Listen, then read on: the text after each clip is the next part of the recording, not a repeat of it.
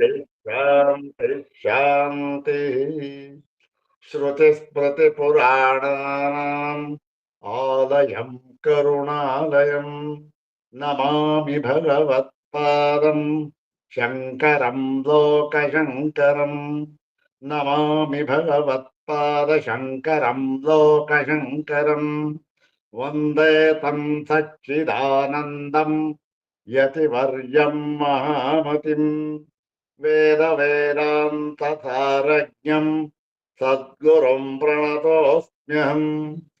सदाशिवसमारम्भाम् शङ्कराचार्यमध्यमाम् अस्मदाचार्यपर्यन्ताम् वन्दे गुरुपरम्पराम्। अग्रे उपस्थितेभ्यः भवद्भ्यः सर्वेभ्यो जिज्ञासुभ्यः हार्दान् नमस्कारान् समर्पयामि। ब्रह्मसूत्र शांकर भाष्ये तृतीयाध्याये तृतीये पादे द्विसूत्रात्मकेऽस्मिन् सप्तमे आध्यानाधिकरणे तस्मिन् अधिकरणे उपनिबद्धं द्वितीयं सूत्रम्। इदं सूत्रं तस्मिन् अधिकरणे अन्तिमं सूत्रम्। अस्मिन् अधिकरणे केवलं द्वे सूत्रे उपनिबद्धे स्तः। द्वे सूत्रे तत्र इदानीं द्वितीयं सूत्रं पठनीयम्। इदं द्वितीयं सूत्रं द्विवारं पठित्वा सूत्रार्थं तद्भाष्यभागं च यथाचार्यानुग्रहं विचारयामः। इदं सूत्रं पादादितः पञ्चदशं सूत्रम्। पादादितः पञ्चदशं सूत्रम्। अस्मिन् अधिकरणे द्वितीयम् अन्तिमं सूत्रम्। सर्वाग्रे शंकर भगवत् पूज्यपादानां प्रशस्ति श्लोकमेकं पठित्वा तेषां पादारविन्दयोः शिरसा प्रणिपत्य अनुग्रहं च प्राप्य प्रकृतं पञ्चदशं सूत्रं तद्भाष्यभागं च यथाचार्यानुग्रहं विचारयामः। सर्वाग्रे शंकर भगवत् पूज्यपादानां प्रशस्ति श्लोकमेकं द्विवारं पठामः।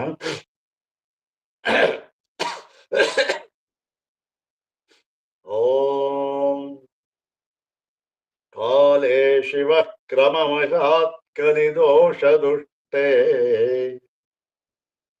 यः सम्प्रदायरहितं तदपेक्ष्य भूयः क्षोण्यामवातरदशेष जगद्धितार्थी श्रीशङ्करक्षममलं गुरुमाश्रयेतम्। ॐ काले शिवः क्रमवशात् कलिदोषदुष्टे यत् सम्प्रदायरहितं तदपेक्ष्य भूयः क्षोण्यामवातरदशेष जगद्धितार्थी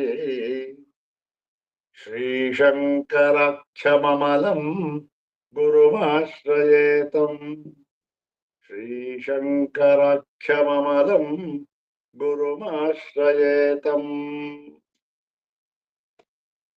अथ श्रीमच्छङ्कर भगवतः कृतौ शारीरकमीमांसा भाष्ये तृतीये साधनाध्याये तृतीये पादे द्विसूत्रात्मकं सप्तमम् आध्यानाधिकरणम्।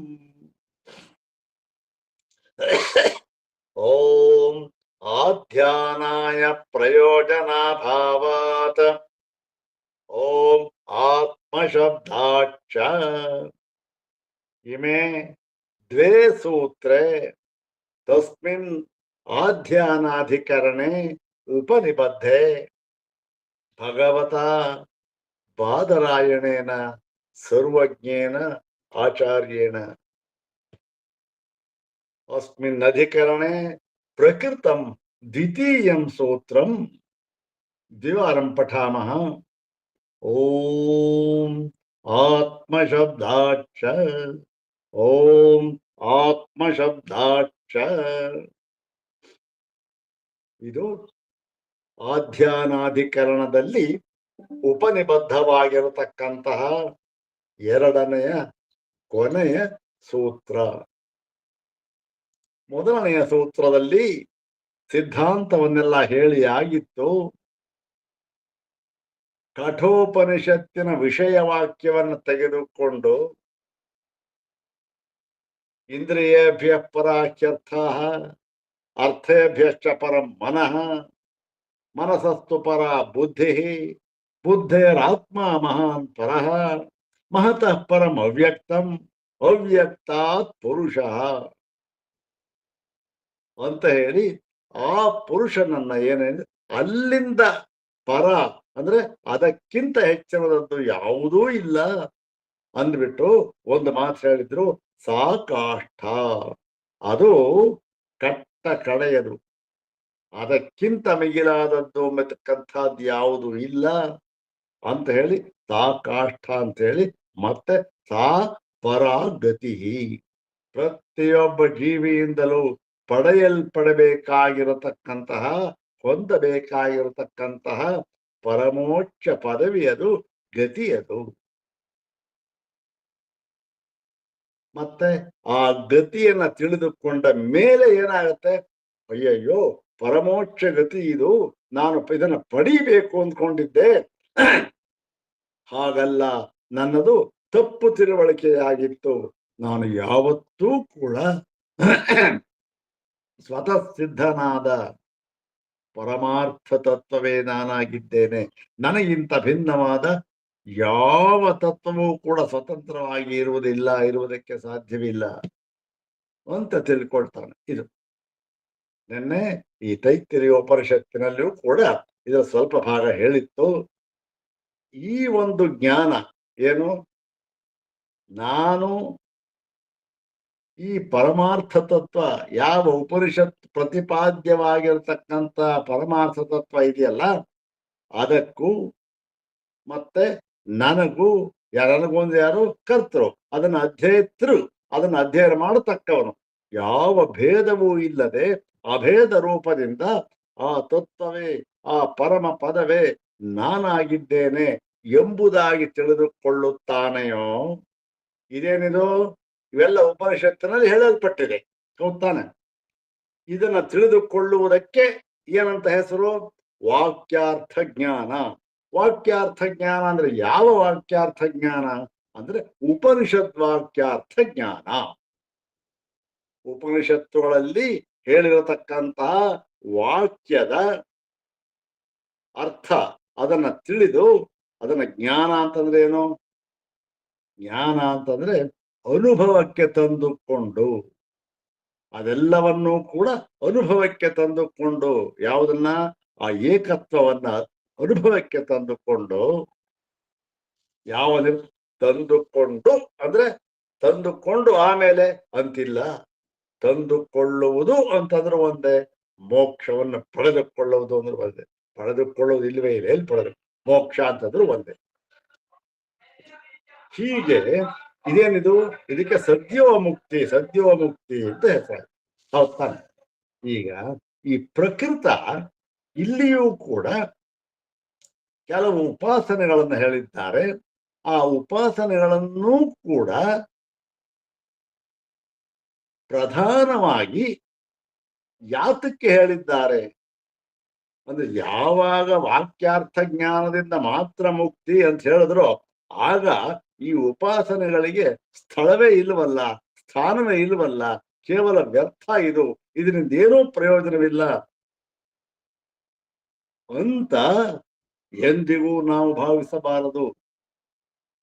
ಮತ್ತೆ ಯಾತಕ್ಕೆ ಬಂದಿದೆ ಇದು? ಹಾಗಾದ್ರೆ ಯಾತಕ್ಕೆ ಬಂದಿದೆ ಅಂತಂತಂದ್ರೆ, ಇದು ಒಂದು ತರಹ ಈ ಒಂದು ಮುಕ್ತಿ, ವಾಕ್ಯಾರ್ಥ ಜ್ಞಾನ, ಆ ಸಮಕಾಲದಲ್ಲಿ ಆಗತಕ್ಕಂತಹ ಮುಕ್ತಿ ಅಂತ ಇದೆಯಲ್ಲ, ಅದನ್ನ ಅನುಭವಕ್ಕೆ ತಂದುಕೊಳ್ಳುವುದಕ್ಕೆ ಇದು ಸಾಧನ, ಇದು ಪರಂಪರಾ ಸಾಧನ.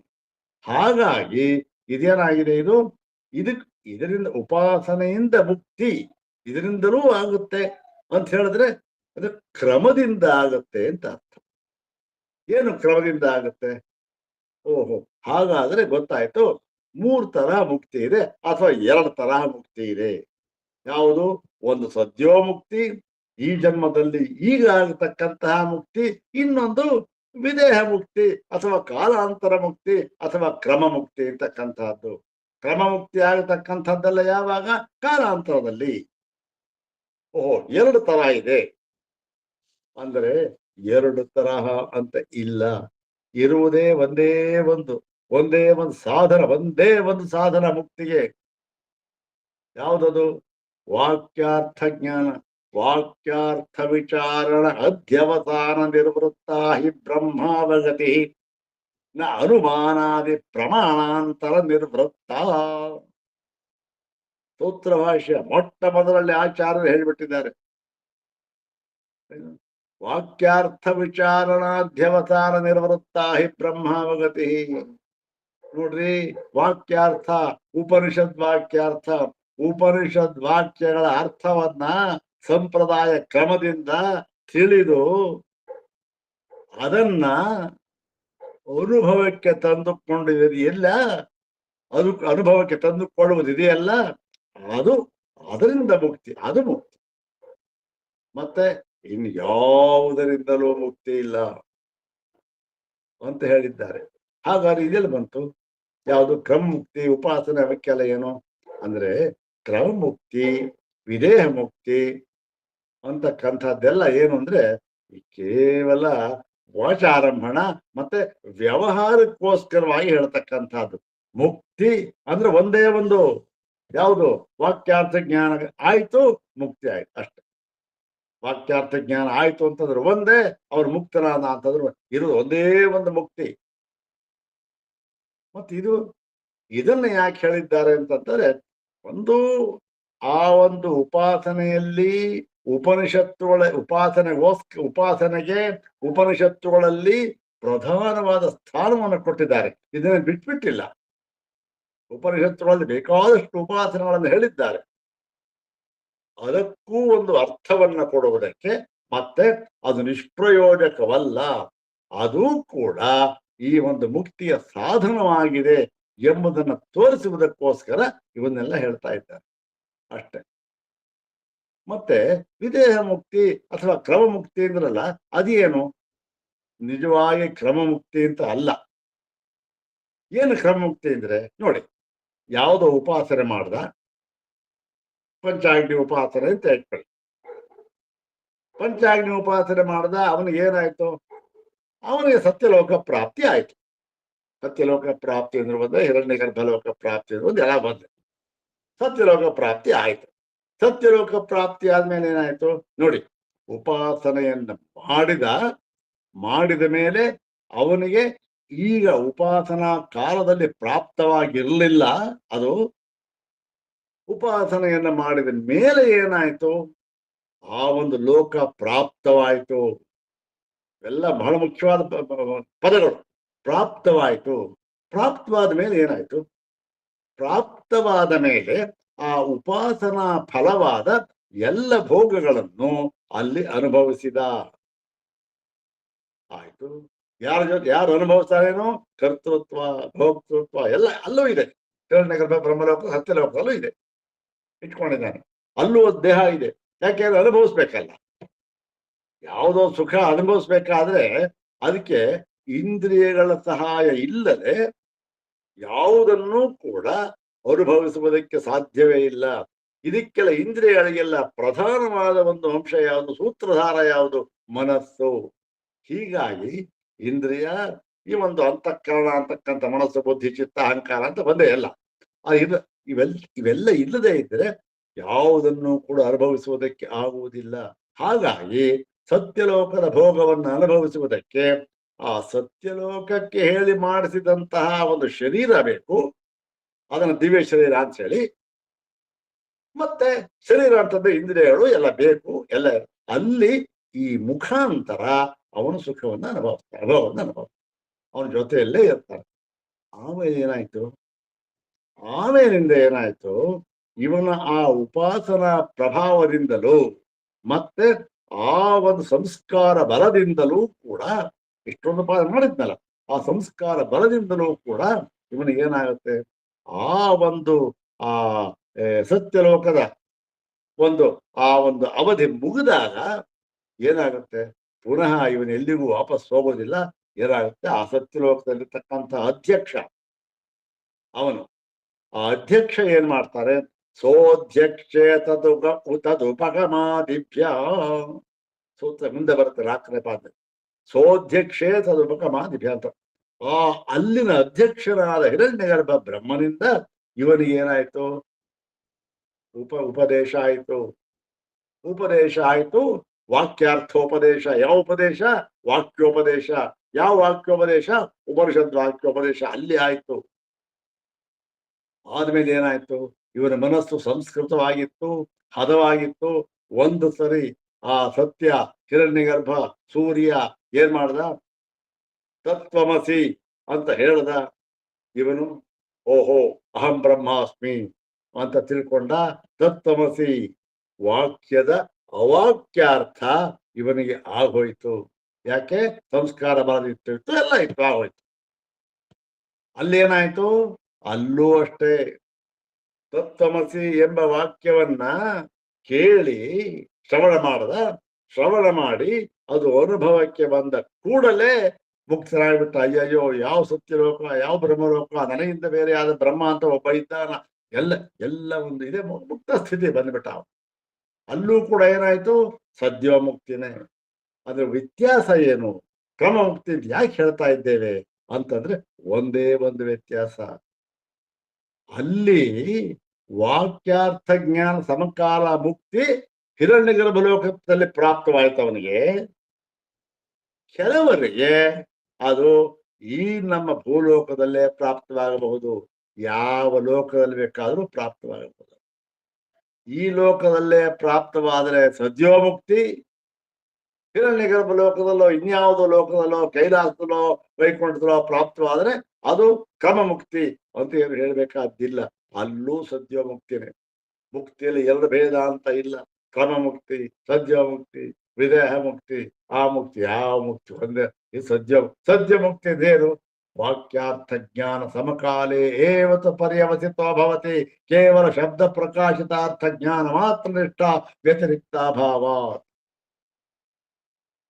ಹೌದಾನೆ, ಇದು ಸದ್ಯೋಮುಕ್ತಿ. ಇದೆ ಇಲ್ಲಿ ಏನ್ ಮಾಡ್ತಾ ಪ್ರಕೃತ ಇಟ್ಟು ಸಾಕು. ಈ ಮುಂದೆ ಮುಂದೆ ಈ ವಿಚಾರಗಳಿದೆಯಲ್ಲ, ಇದು ವಿಸ್ತಾರವಾಗಿ ಬರುತ್ತೆ ಮುಂದೆ, ಬಹಳ ಸೊಗಸಾಗಿದೆ ಭಾಷ್ಯ ಬೇಡ, ಅದು ಬಂದು ನೋಡ. ಈಗ ಪ್ರಕೃತ ಏನು, ಈ ಒಂದು ಕಠೋಪನಿಷತ್ತಿನ ವಾಕ್ಯದಲ್ಲಿ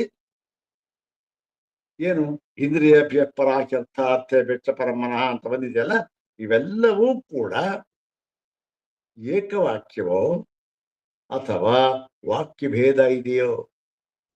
ಅದೇನು, ಒಂದೊಂದು ಬೇರೆ. ಇಂದ್ರಿಯಭ್ಯ ಪರಾಹ ಯಾವುದು, ಅರ್ಥಾಹ ಅಂತ ಹೇಳಿ ಅರ್ಥಕ್ಕೂ ಕೂಡ ಪರಾತ್ವವನ್ನು ಕೊಟ್ಟರು, ಹೆಚ್ಚುಗಾರಿಕೆಯನ್ನು ಪರಾತ್ವ ಹೆಚ್ಚುಗಾರಿಕೆ. ಇನ್ನು ವಿಷಯಕ್ಕೂ ಹೆಚ್ಚುಗಾರಿಕೆಯನ್ನು ಕೊಟ್ಟರು, ಮನಸ್ಸಿಗೂ ಹೆಚ್ಚುಗಾರಿಕೆ, ಬುದ್ಧಿಗೂ ಹೆಚ್ಚುಗಾರಿಕೆ. ಹಾಗೆ ಎಲ್ಲ ಒಂದೊಂದು ಕೂಡ ಬಿಡಿ ಬಿಡಿಯಾದ ತತ್ವ, ವಾಕ್ಯ ಭೇದ. ಇದು ಒಂದು ಭೇದವಾದ ಭಿನ್ನವಾದ ವಾಕ್ಯಗಳು. ಎಲ್ಲಕ್ಕೂ ಕೂಡ ಎಲ್ಲ ತತ್ವಗಳು ಕೂಡ ಪರವೇ ಆಗಿವೆ ಅಂತ ಅರ್ಥವೋ, ಅಥವಾ ಕೇವಲ ಪುರುಷ ಕೊನೆಯಲ್ಲಿ ಬಂದಿದೆಯಲ್ಲ, ಆ ಪುರುಷ ಮಾತ್ರ ಪರ ಅಂತ ಹೇಳ್ತಕ್ಕಂಥ ವಿವಕ್ಷ ಉಪನಿಷತ್ತಿಗಿದೆಯೋ ಅಂತ ಪ್ರಶ್ನೆ ಮಾಡಿಕೊಂಡು, ಇಲ್ಲ ಇದು ಈ ಒಂದು ಇಂದ್ರಿಯ ಪರಾಗರ್ಥ ಬಂದಿರತಕ್ಕಂಥದ್ದೇನು, ಇವಕ್ಕೆ ಪೂರಕವಾಗಿ ಪುರುಷನಿಗೋಸ್ಕರ ಬಂದಿದೆ. ಪುರುಷನನ್ನೇ ಪ್ರಧಾನವಾಗಿ ಪರ ಅಂತ ಹೇಳಿದ್ದಾರೆ. ಇದು ಹೇಗೆ ಗೊತ್ತಾಗುತ್ತೆ ಅಂತಂದ್ರೆ, ಉಪನಿಷತ್ ಮಂತ್ರಗಳ ಮುಖಾಂತರದಿಂದಲೇ ಗೊತ್ತಾಗತ್ತೆ. ಯಾಕೆ? ತಾ ಕಾಷ್ಠಾಂತ ಅಂತ ಹೇಳಿದ್ದಾರೆ, ತಾಪರಾಗತಿ ಅಂತ ಹೇಳಿದ್ದಾರೆ. ಹಾಗಂತ ಹೇಳಿ ಇಲ್ಲಿ ಆ ಏಕವಾಕ್ಯತೆಯನ್ನ ಪ್ರತಿಪಾದನೆ ಮಾಡುವುದಕ್ಕೆ ಏನ್ ತಗೊಂಡ್ರು? ಅಲ್ಲಿಯ ವಾಕ್ಯವನ್ನೇ ತಗೊಂಡ್ರು. ಏನು ಉಪನಿಷತ್ ಹೇಳಿದ್ದಾರಲ್ಲ, ಆತ್ಮ ಇಲ್ಲಿ ಈ ಇದು ಯಾವುದು ಆ ಸಾಕಾಷ್ಠ ಸಾಪರಾಗತಿ ಅಂತ ಹೇಳಿದ್ದಾರಲ್ಲ, ಅದನ್ನೇ ತಗೊಂಡು ನೋಡಿ ಹೀಗೆ ಹೇಳಿರುವುದರಿಂದ ಇದು ಈ ಪುರುಷ ಒಬ್ಬನನ್ನೇ ಇಲ್ಲಿ ಅವನಿಗೆ ಪರಾತ್ವವನ್ನು ಹೇಳಿದ್ದಾರೆ ಅಂತ ಸಿದ್ಧ ಮಾಡುದು. ಈಗ ಪ್ರಕೃತ ಹೇಳ್ತಾ ಇದ್ದಾರೆ ನೋಡಿ, ಸಿದ್ಧವಾಯಿತು ನೋಡಿ. ಪೂರ್ವಪಕ್ಷಗಳೇ ಪೂರ್ವಪಕ್ಷ ಹೇಳ್ತಾ ಇದ್ದಾರೆ ಇಲ್ಲಿ ಬರೀ ಅಷ್ಟು ಮಾತ್ರದಿಂದ ಸಿದ್ಧವಾಗುತ್ತೆ ಅಂತ ಅಲ್ಲ, ಇನ್ನೂ ಒಂದು ಅಂಶ ಇದೆ. ಯಾವುದದು? ಆತ್ಮಶಬ್ದಾಚ. ಇವತ್ತಿನ ಪ್ರಕಟ ಸೂತ್ರ ಓಂ ಆತ್ಮಶಬ್ದಾಚ. ನೋಡಿ ಇಲ್ಲಿ ಆತ್ಮ ಎಂಬ ಪ್ರತ್ಯಕ್ಷವಾಗಿ ಆ ಶಬ್ದವನ್ನೇ ಹಾಕಿಬಿಟ್ಟಿದ್ದಾರೆ. ಆದ್ದರಿಂದಲೂ ಕೂಡ ಇಲ್ಲಿ ಪುರುಷನನ್ನೇ ಪ್ರತಿಪಾದನೆ ಮಾಡಿದೆ, ಪುರುಷನನ್ನೇ ಪರತ್ವದಿಂದ ಪ್ರತಿಪಾದನೆ ಮಾಡಿದೆ. ಪುರುಷನನ್ನೇ ಪರತ್ವ, ಪರತ್ವ ಹೆಚ್ಚಿರೋದು ಪರಾತ್ವ ಅಥವಾ ಪರತ್ವ ಅಂತಕ್ಕೆ ಹೇಳ್ಬೋದು. ಹೀಗೆ ಈ ಆತ್ಮಶಬ್ದ ಇರೋದ್ರಿಂದಲೂ ಕೂಡ ಪುರುಷನೇ ಪ್ರಧಾನ, ಪುರುಷನನ್ನೇ ಇಲ್ಲಿ ಪರತ್ವದಿಂದ ಹೇಳಿದೆ ಅಂತ ಹೇಳಿದ್ದಾರೆ. ಏನು ಅಂತಂದ್ರೆ ನೋಡೋಣ. ನಮ್ಮ ಕ್ರಮದಂತೆ ಈ ಪದ ವಿಭಾಗ ಅನ್ವಯಾರ್ಥ ನೋಡೋಣ. ಓಂ ಆತ್ಮಶಬ್ದಾಚ. ಓಂ ಆತ್ಮಶಬ್ದಾಚ.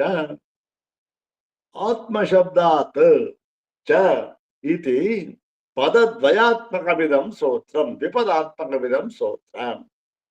ಅಸ್ಮಿನ್ ಸೂತ್ರೆ ದ್ವೇ ಪದೇ ವರ್ತತೆ. ಆತ್ಮಶಬ್ದಾತ್ ಚ ಇತಿ ದ್ವೇ ಪದೇ ವರ್ತತೆ. ಅನ್ವಯಸ್ತು ಕಥಂ ಭವತಿ ಇತ್ಯುಕ್ತೆ ಪಶ್ಯಾಮಃ. ಚ ಆತ್ಮಶಬ್ದಾತ್ ಇಷ್ಟೇ. ಎರಡು ಪದ ಇದೆ, ಎರಡು ಪದಕ್ಕೆ ಅನ್ವಯ ಆಯ್ತು. ಚ ಮೊದಲು ಹಾಕ್ಕೋಬೇಕು. ಚ ಅಂತಂದ್ರೆ ಏನು ಅಂದ್ರೆ ಮತ್ತು, ಅಂದ್ರೆ ಈ ಕಾರಣದಿಂದಲೂ ಕೂಡ ಅದೇನು ಅಸ್ಮಾದಪಿ ಕಾರಣಾತ್ ಅಸ್ಮಾದಪಿ ಹೇತೋ ಇತ್ಯರ್ಥ. ಸಮುಚ್ಚಯಾರ್ಥ ಚ ಶಬ್ದ. ಈ ಕಾರಣದಿಂದಲೂ ಕೂಡ ಏನು ಆತ್ಮಶಬ್ದಾತ್, ಆತ್ಮಶಬ್ದವನ್ನು ಹೇಳಿರುವುದರಿಂದ, ಆತ್ಮ ಆತ್ಮ ಎಂಬ ಶಬ್ದವನ್ನು ಹೇಳಿರುವುದರಿಂದ ಏನು ಪುರುಷ ಪ್ರತಿಪತ್ಯರ್ಥ ಇಯಂ ಇಂದ್ರಿಯಾದಿ ಪ್ರವಾಹೋಕ್ತಿ ಇತಿ ಗಮ್ಯತೆ. ಇದನ್ನು ಸೇರಿಸ್ಕೋಬೇಕು, ಹಿಂದೆ ಸೇರಿಸ್ಕೊಂಡಿದ್ದಾಗೆ. ಅಂದ್ರೇನು?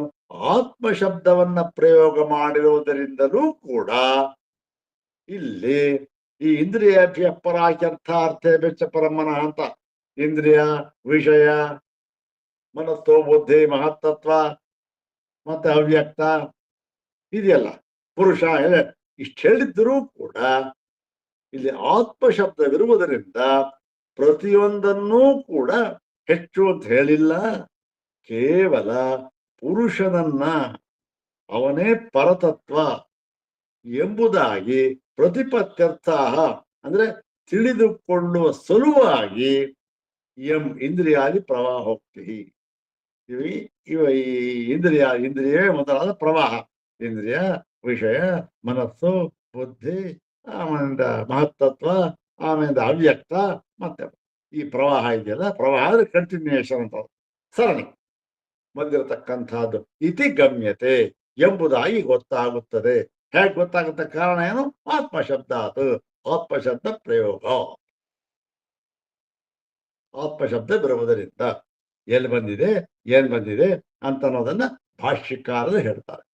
ಸೂತ್ರದಲ್ಲಿ ಯಾವುದೂ ಇಲ್ಲ. ಇಲ್ಲಿ ಸೂತ್ರದಲ್ಲಿ ಇಲ್ಲದೆ ಇರೋದನ್ನ ಹೇಳಬೇಕಾದರೆ ಭಾಷ್ಯದಲ್ಲಿ ಸೂತ್ರಕ ಈ ಒಂದು ಸೂತ್ರವನ್ನು ರಚನೆ ಮಾಡಿದಾಗ ಸೂತ್ರಕಾರರ ಹೃದಯದಲ್ಲಿ ಏನೇನು ಹೇಳಬೇಕು ಅಂತ ಇತ್ತೋ, ಹೌದಾನೆ, ಈ ಸೂತ್ರ ರಚನೆ ಮಾಡಿದ್ರು, ಓಹೋ ಇಷ್ಟೆಲ್ಲ ಹೇಳಬೇಕು ಅಂತ ಇತ್ತು ಅವ್ರ ಮನಸ್ಸಲ್ಲಿ. ಆದ್ರೆ ಹೇಳೋದಕ್ಕಾಗೋದಿಲ್ಲ. ಯಾಕೆ ಹೇಳೋಕ್ಕಾಗೋದಿಲ್ಲ? ಇದು ಸೂತ್ರ, ಇದು ಹೌದಾನೆ. ಈ ಸೂತ್ರ ಅಂದ್ರೆ ಅತ್ಯಂತ ಸಂಕ್ಷೇಪವಾಗಿರ್ಬೇಕು. ಅಲ್ಪಾಕ್ಷರಮ ಸಂದಿಗ್ಧಂ ಸಾರವದ್ ವಿಶ್ವತೋಮುಖಂ ಅಸ್ತೋಭಮನವದ್ಯಂಚ ಸೂತ್ರಂ ಸೂತ್ರವಿದೋ ವಿದುಹು. ಹೋಗ್ತಾರೆ, ಇದೆಲ್ಲ ಅಕ್ಷರ, ಕೇವಲ ಪದಗಳು ಅಷ್ಟೇ ಕಡಿಮೆ. ಎಷ್ಟು ಕಡಿಮೆ ಪದಗಳಿದೆ ಅಷ್ಟು ಕಡಿಮೆ. ಆದ್ದರಿಂದ ಏನಾಯ್ತು, ಅದನ್ನು ಹೇಳಲಿಲ್ಲ, ಸೂತ್ರ ಮಾತ್ರ. ಭಗವತ್ಪಾದ ಶಂಕರ ಹೇಳಬೇಕಾದ್ರೆ ಏನು, ಆ ಬಾದರಾಯಣರ ಹೃದಯವನ್ನ ಪ್ರವೇಶ ಮಾಡಿ ಅವರ ಹೃದಯದಲ್ಲಿ ಅಡಗಿರ್ತಕ್ಕಂಥ ಎಲ್ಲ ಅಂಶಗಳನ್ನು ಕೂಡ ತೆಗೆದು ನಮ್ಮ ಮುಂದೆ ಇಡ್ತಾ ಇದ್ದಾರೆ. ನೋಡೋಣ ಏನು. ಈಗ ಅನ್ವಯ ಅರ್ಥ ಗೊತ್ತಾಯ್ತು. ಚ ಆತ್ಮಶಬ್ದಾದಪಿ ಪುರುಷ ಪ್ರತಿಪರ್ಥ ಇಯಂ ಇಂದ್ರಿಯಾದಿ ಪ್ರವಾಹೋಕ್ತಿ ಇತಿ ಗಮ್ಯತೆ. ನಾನು ಹೇಳಿದೆ, ಇವೆಲ್ಲ ಈ ಪದಗಳು ಹಾಕಿರ್ತಕ್ಕಂಥದ್ದು ಯಾರ ಬುದ್ಧಿಶಕ್ತಿನೂ ಅಲ್ಲ ಸ್ವಾಮಿ. ನಾವು ಖಂಡಿತವಾಗಿ ಹೇಳ್ಬೋದು.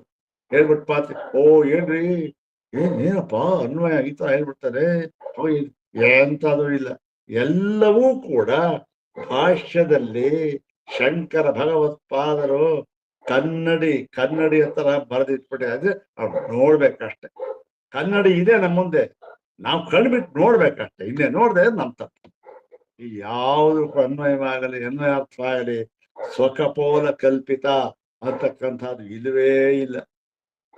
ನಮ್ಮ ಒಂದು ಬುದ್ಧಿಶಕ್ತಿ ಏನು ಇಲ್ಲಿ ಏನು ಬೇಕಾಗಿಲ್ಲ. ಇಲ್ಲಿ ಒಂದು ಅನ್ವಯ ಹೇಳ್ಬೇಕಾ? ಯಾಕೆ ಬೇಕಾಗಿಲ್ಲ?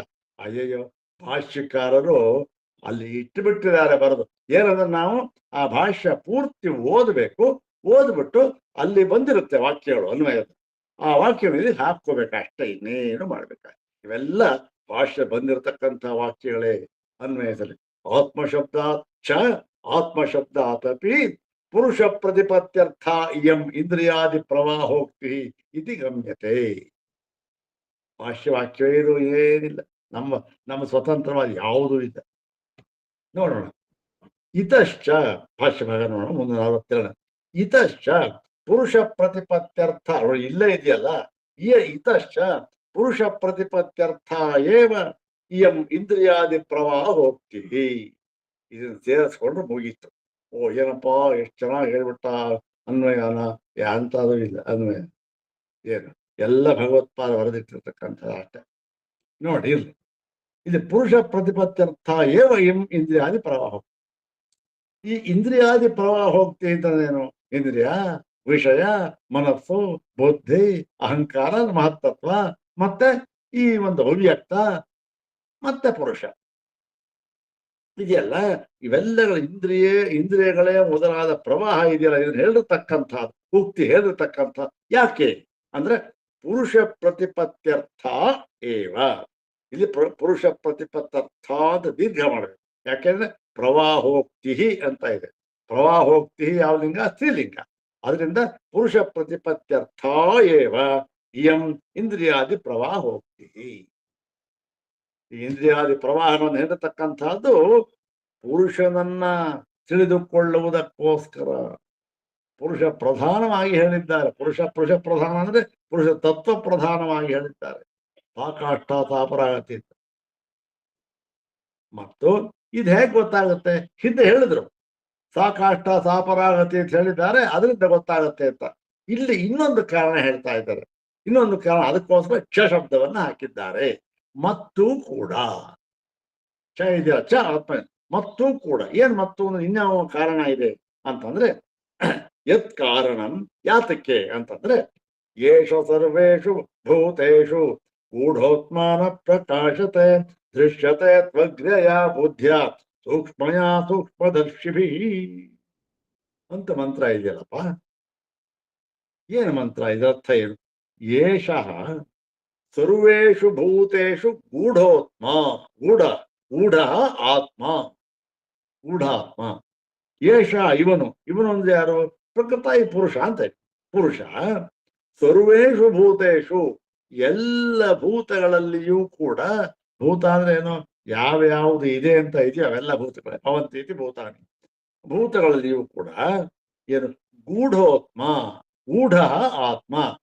ಎಲ್ಲ ಭೂತಗಳಲ್ಲಿಯೂ ಕೂಡ ಹೇಗಿದ್ದಾನೆ?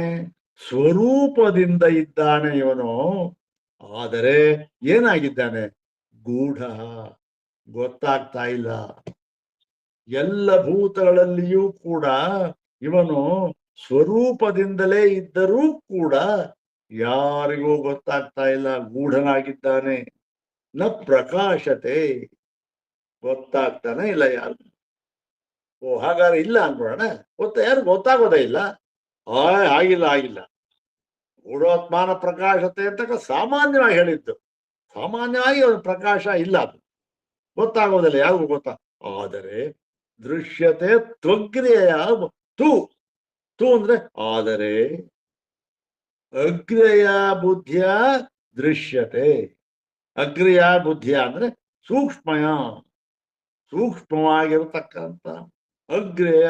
ಅಂದ್ರೆ ಅಗ್ರೇಯ ಅಂದ್ರೆ ಚೂಪಾಚೂರ, ಚೂರಕ. ಅಗ್ರ ಅಂದ್ರೆ ಇದು ಯಾವುದು, ಈ ದರ್ಭೆ ಇದೆಯಲ್ಲ, ಅದರ ಚೂಪಾದ ಭಾಗ ಇದೆಯಲ್ಲ, ಅದಕ್ಕೆ ಬಹಳ ಹರಿತವಾಗಿರುತ್ತೆ, ಕೈ ಕುಯ್ದು ಹೋಗ್ಬಿಡುತ್ತದೆ.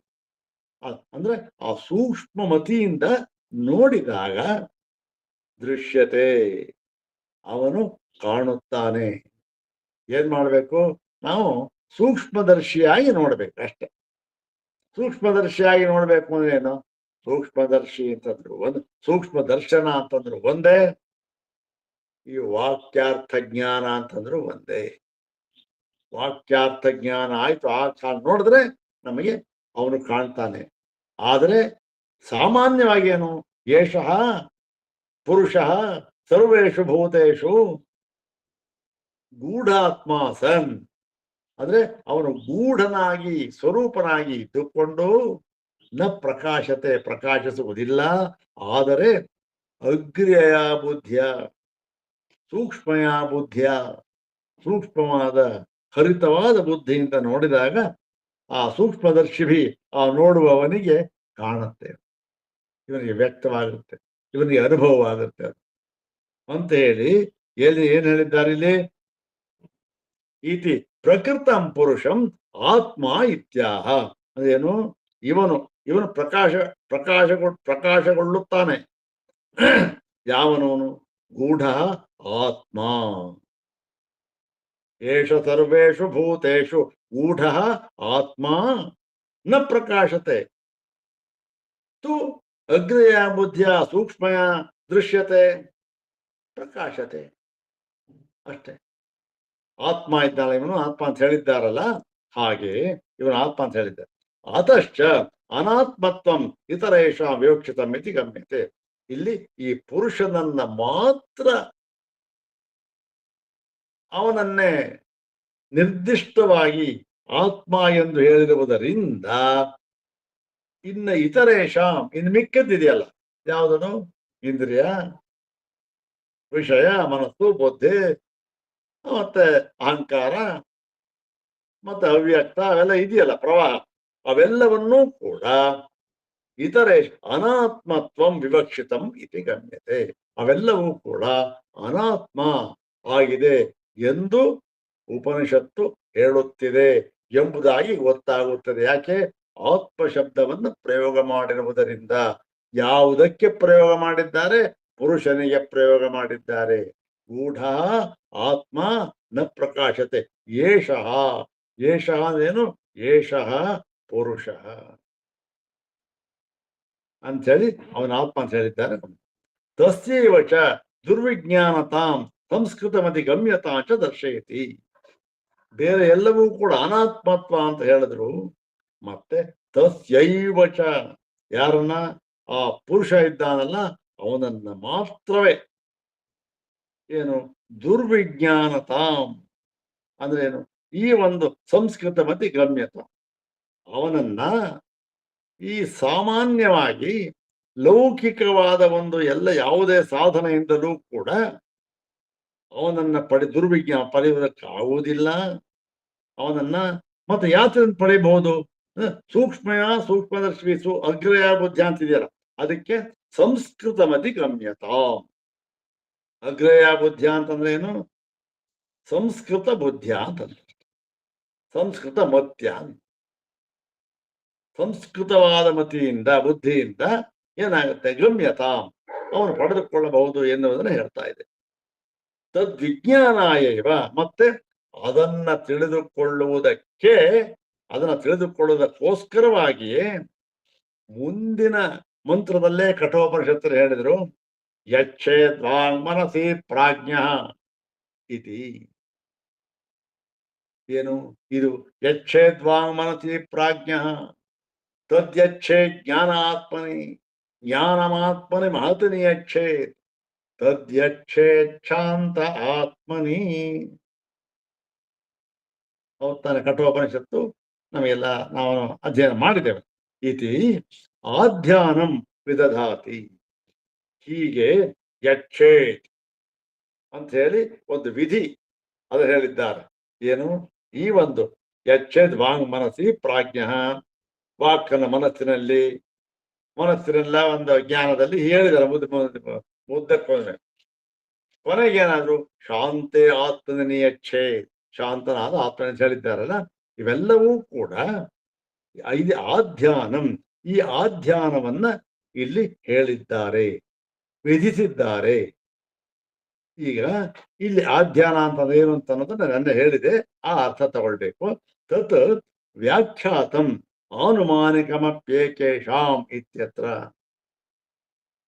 ಇಲ್ಲೂ ಇದು ಈ ಒಂದು 1ನೇ ಅಧ್ಯಾಯದ ಕೊನೆಯ ಪಾದ ಇದೆಯಲ್ಲ, ಅದರಲ್ಲಿ ಸಾಂಖ್ಯ ದರ್ಶನವನ್ನ ನಿರಾಕರಣೆ ಮಾಡತಕ್ಕಂತ ಸಂದರ್ಭದಲ್ಲಿ ಯಾವ ಕಾರಣದಿಂದ ಉಪನಿಷದ್ ವಾಕ್ಯಗಳನ್ನೇ ತೆಗೆದುಕೊಂಡು ಸಾಂಖ್ಯ ದರ್ಶನವನ್ನು ನಿರಾಕರಣೆ ಮಾಡಿದ್ದಾರೆ. ಅಲ್ಲಿ ಬರ್ತಕ್ಕಂಥ ಮೊಟ್ಟ ಮೊದಲನೆಯ ಸೂತ್ರ ಆನುಮಾನಿಕಮಪ್ಯೇಕೇಷಾಮಿತಿ ಚೇತ್ ನ ಶರೀರ ರೂಪಕ ವಿನ್ಯಸ್ತ ಗೃಹೀತೇರ್ದರ್ಶಯತಿ ಚ. ಇದು ಸೂತ್ರ. ಅಲ್ಲಿ ನಾವು ಇದನ್ನ ಹೇಳಿದ್ದೇವೆ ಅಂತ ಹೇಳಿ ಏವಂ ಅನೇಕ ಪ್ರಕಾರ ಆಶಯಾತಿಶಯ ಶ್ರುತೆ ಪುರುಷೇ ಲಕ್ಷ್ಯತೆ ನ ಇತರೇಷು. ಹೀಗೆ ಅನೇಕ ಪ್ರಕಾರವಾದ ಒಂದು ಹೆಚ್ಚಿನ ಅಭಿಪ್ರಾಯ, ಆಶಯ ಅತಿಶಯ. ಆಶಯನ ಒಂದು ಹೇಳಬೇಕು ಅಂತ ಇಚ್ಛೆ ಉಳ್ಳದ್ದು, ಅದು ಅತಿಶಯದ ಹೆಚ್ಚಿನ ಆ ಒಂದು ಅಭಿಪ್ರಾಯ ಆಶಯ, ಅದು ಶ್ರುತಿಯಲ್ಲಿ ಇದೆ. ಯಾವುದರ ವಿಚಾರವಾಗಿ? ಪುರುಷೇ ಲಕ್ಷ್ಯತೆ, ಪುರುಷನ ವಿಚಾರವಾಗಿ ಇದೆಯೇ ಹೊರತು ಏನು ಹೆಚ್ಚಿನ ವಿಷಯಗಳನ್ನು ತಿಳಿಸ್ಕೊಡ್ಬೇಕು, ಬುದ್ಧಿಯನ್ನು ತಿಳಿಸ್ಕೊಡ್ಬೇಕು ಅಂತ ಎಲ್ಲ ಉಪನಿಷತ್ತುಗಳಿದೆಯೋ ನ ಇತರೇಶು. ಅಂದ್ರೆ ಇತರೇಶು ಏನು? ಈ ಒಂದು ಇಂದ್ರಿಯ, ವಿಷಯ, ಮನಸ್ಸು, ಬುದ್ಧಿ ಅದೆಲ್ಲ ಇದೆಯಲ್ಲ, ಅವುಗಳನ್ನ ತಿಳಿಸ್ಕೊಡ್ಬೇಕು ಅಂತ ಅಲ್ಲ. ಯಾಕೆ? ಅದರ ಮುಂದೆ ನಾವು ಹೇಳಿದ್ದೇವೆ ಹಿಂದೆ, ಅದನ್ನ ತಿಳಿದುಕೊಂಡರೆ ಯಾವ ಪ್ರಯೋಜನವೂ ಇಲ್ಲ. ಏನು? ಇಂದ್ರಿಯಗಳು, ಅದರ ಸ್ವರೂಪ, ಮನಸ್ಸು, ಅದರ ಏನು ಪ್ರಯೋಜನ? ಪುರುಷರನ್ನು ತಿಳಿಯಬೇಕು. ಮತ್ತೆ ಇನ್ನು ಒಂದು ಕಠೋಪನಿಷತ್ತು ಅಪಿಚ, ಮತ್ತು ಕೂಡ ಸೋಧ್ವನ ಪರಮಾಪ್ನೋತಿ ತದ್ವಿಷ್ಣೋ ಪರಮಂ ಪದಂ. ಸೋಧ್ವನ ಪರಮಾಪ್ನೋತಿ.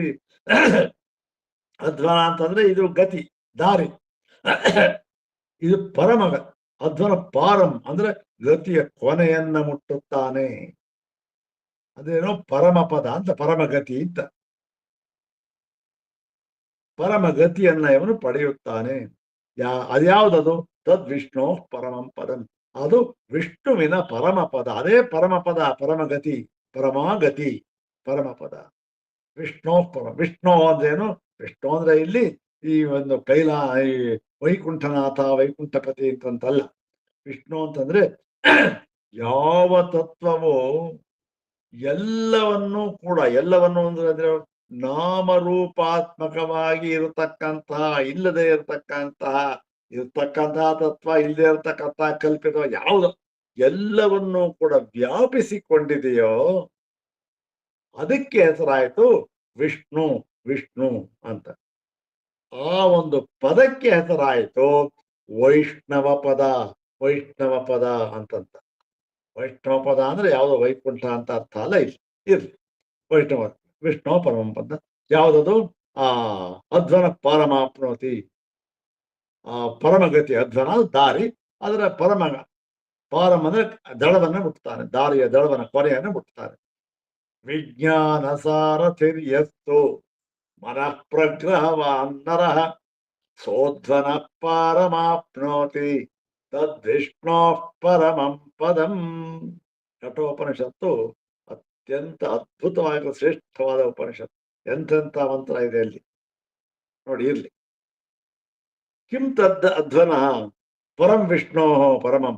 ಕಿಂ ಯಾವುದು ಆ ಪರತತ್ವ ಯಾವುದು, ಪರಾಗತಿ ಯಾವುದು, ಆ ವಿಷ್ಣುವಿನ ಪರಮ ಪದ ಅಂತ ಹೇಳಿದ್ದೀರ ಅದು ಯಾವುದು ಅಂತ ಕೇಳಿದರೆ ಏನು, ಇಂದ್ರಿಯಾದ್ಯನುಕ್ರಮಣಾತ್ ಪರಮಪದ ಪ್ರತಿಪತ್ಯರ್ಥ ಏವ ಅಯಂ ಆಯಾಸ. ಇವೆಲ್ಲ ಬರುತ್ತಲ್ಲ, ಯಾವ್ದ್ರಿ ಆ ದಾರಿ ಯಾವುದು, ಆ ವೈಷ್ಣವ ಪದ ಯಾವುದು, ಇವೆಲ್ಲ ಇದೆ. ಇವನ್ನೆಲ್ಲವನ್ನೂ ಕೂಡ ಪ್ರತಿಪತ್ಯರ್ಥ, ಇದು ಪರಮಪದ, ಇದನ್ನ ತಿಳಿದುಕೊಳ್ಳುವುದಕ್ಕೋಸ್ಕರ, ತಿಳಿಸಿಕೊಡುವುದಕ್ಕೋಸ್ಕರವಾಗಿ ಏನಾಗಿದೆ, ಈ ಇಂದ್ರಿಯಾದಿ ಅನುಕ್ರಮಣಂ, ಇಂದ್ರಿಯಗಳೇ ಮೊದಲಾದವುಗಳ ಅನುಕ್ರಮಣ. ಇಂದ್ರಿಯ, ವಿಷಯ, ಮನಸ್ಸು, ಬುದ್ಧಿ, ಮಹತ್ತತ್ವ, ಮತ್ತೆ ಅವ್ಯಕ್ತ, ಹೀಗೆ ಇವೆಲ್ಲ ಇದೆಯಲ್ಲ, ಇಂದ್ರಿಯ ಅದು ಅನುಕ್ರಮಣ. ಇದು ಆ ಪರಮ ಪದವನ್ನ, ಯಾವುದು ತದ್ವಿಷ್ಣು ಪರಮಂ ಪದಂ ಅಂತ ಯಾವುದನ್ನು ಹೇಳಿದ್ದಾರೆಯೋ ಅದನ್ನ ತಿಳಿಸಿಕೊಡುವ ಸಲುವಾಗಿ ಅಲ್ಲ, ಪ್ರತಿಪತ್ಯರ್ಥ ಏವ ತಿಳಿಸಿಕೊಡುವ ಸಲುವಾಗಿಯೇ ಅಯಂ ಆಯಾಸ. ಇಷ್ಟೆಲ್ಲ ನಾವು 2 ಸೂತ್ರಗಳಲ್ಲಿ ಇಷ್ಟೆಲ್ಲ ನಾವು ಶ್ರಮವನ್ನು ತೆಗೆದುಕೊಂಡು ಈ ಕಾರಣ ಆ ಕಾರಣ ಉಪನಿಷತ್ತನ್ನೂ ಉಪನಿಷತ್ ಕಾರಣವನ್ನೂ ಕೊಟ್ವಿ, ಮತ್ತೆ ಅಲ್ಲಿ ಬಂದಿರತಕ್ಕಂಥ ಪದಗಳ ಪ್ರಯೋಗದಿಂದಲೂ ಇದರ ಅರ್ಥ ಆಗುತ್ತೆ ಅಂತ ಕೊಟ್ವಿ. ಇಷ್ಟೆಲ್ಲ ಆಯಾಸ ಯಾಕೆ ತಗೊಂಡ್ವಿ ಇದ್ರೆ ಆ ಒಂದು ಪರಮ ಪದವನ್ನ ತಿಳಿಸಿಕೊಡುವುದಕ್ಕೋಸ್ಕರ ಅಂತ ಹೇಳಿ ಇದನ್ನು ಹೇಳಿದ್ರು. ಇಲ್ಲಿಗೆ ಈ ಆಧ್ಯಾನಾಧಿಕರಣ ಮುಕ್ತಾಯವಾಯಿತು. ಇಲ್ಲಿ ಆಧ್ಯಾನಾಧಿಕರಣವನ್ನು ನಾವು ನಿಧಿಧ್ಯಾಸನ ಅಂತ ತಿಳಿಯಬೇಕು, ಉಪಾಸನೆ ಅಂತ ಅಲ್ಲ. ಯಾಕೆ ಅಂತಂದ್ರೆ ಪರಮಪದ ಪ್ರತಿಪತ್ಯರ್ಥ ಅಂತ ಬಂದಿರುವುದರಿಂದ. ಪರಮಪದ ಪ್ರತಿಪತ್ಯರ್ಥ ಅಂದ್ರೆ ಮೋಕ್ಷ. ಮೋಕ್ಷ ಯಾವುದರಿಂದ ಆಗುತ್ತೆ ಅಂದ್ರೆ ವಾಕ್ಯಾರ್ಥ ಜ್ಞಾನದಿಂದ. ವಾಕ್ಯಾರ್ಥ ಜ್ಞಾನ ಹೇಗಾಗುತ್ತೆ ಅಂದ್ರೆ ಅದಕ್ಕೆ ಶ್ರವಣ, ಮನನ, ನಿಧಿಧ್ಯಾಸನ. ಹೌದಾನೆ? ಆದ್ದರಿಂದ ಇಲ್ಲಿ ಈ ಆಧ್ಯಾನ ಅಂತಂದ್ರೆ ನಿಧಿಧ್ಯಾಸನ. ಯಾವುದನ್ನ ಕೇಳಿದ್ದನೋ ಅದನ್ನ ಮನನ ಮಾಡಿ, ತರ್ಕಬದ್ಧವಾಗಿ ವಿಚಾರ ಮಾಡಿ ಅದನ್ನ ಅನುಭವಕ್ಕೆ ತಂದುಕೊಳ್ಳುವುದು ಅಂತ ಅರ್ಥ ಆಧ್ಯಾನ ಅಂತಂದ್ರೆ. ಯಾಕೆ ಇಲ್ಲಿ ಬಂದಿರತಕ್ಕಂತಹದ್ದು ಪರಮ ಪದದ ವಿಚಾರ, ಮೋಕ್ಷದ ವಿಚಾರ ಅಂತ ಹೇಳಿ ಇಷ್ಟೆಲ್ಲ ಅದಕ್ಕೆ ಆಯಾಸ ತಗೊಂಡು ಇದಕ್ಕೋಸ್ಕರ ಅಂತ ಹೇಳಿ ಈ ಅಧಿಕರಣವನ್ನ ಮುಕ್ತಾಯ ಮಾಡ್ತಾರೆ. ಇತಿ ಬ್ರಹ್ಮಸೂತ್ರ ಶಾಂಕರ ಭಾಷ್ಯೆ ಶಾರೀರಕ ಮೀಮಾಂಸಾ ಭಾಷ್ಯೆ ತೃತೀಯೇ ಪಾದೆ. ಯಾವುದಿದು? ಆಧ್ಯಾನಾಧಿಕರಣಂ. ಆಧ್ಯಾನಾಧಿಕರಣ ಮುಗಿತು. ಮುಂದಿನ ಒಂದು ಅಧಿಕರಣ ಇದೆ, ಆತ್ಮಗ್ರಹೀತ್ಯ ಅಧಿಕರಣ ಅಂತಕ್ಕಂಥದ್ದು. ಇದು ಈ ಐತರೇಯದಲ್ಲಿ ಬಂದಿರತಕ್ಕಂಥ ವಿಷಯ ವಾಕ್ಯವನ್ನು ತೆಗೆದುಕೊಂಡು ಇಲ್ಲಿ ಹೇಳಿರತಕ್ಕಂಥದ್ದು ಪರಮಾತ್ಮನೋ ಏನು ಅಲ್ಲಿ ಸೃಷ್ಟಿ ಹೇಳಿದ್ದಾರೆ. ಐತರೇಯ ಉಪನಿಷತ್ತನ್ನು ಸೃಷ್ಟಿ ಹೇಳಿದ್ದಾರೆ. ಈ ಸೃಷ್ಟಿಗೆ ಇಲ್ಲಿ ಪರಮಾತ್ಮನೋ ಅಲ್ಲವ ಸಂಶಯ ಬರೋ ಹಾಗಿದೆ. ಇಲ್ಲಿ ವಾಕ್ಯಗಳು, ಉಪನಿಷದ್ ವಾಕ್ಯಗಳು ಸಂಶಯ ಬರೋ ಹಾಗಿದೆ. ಆದ್ದರಿಂದ ಇಲ್ಲಿ ನಾವು ಏನಂತ ತೀರ್ಮಾನ ಮಾಡಬೇಕು ಅನ್ನುವುದನ್ನ ಮುಂದಿನ ಅಧಿಕರಣದಲ್ಲಿ ಹೇಳ್ತಾ ಇದ್ದಾರೆ. ಅದನ್ನ ಮುಂದಿನ ಭಾಗದಲ್ಲಿ ನೋಡೋಣ. ಓಂ ಶಾಂತಿ ಶಾಂತಿ ಶಾಂತಿ.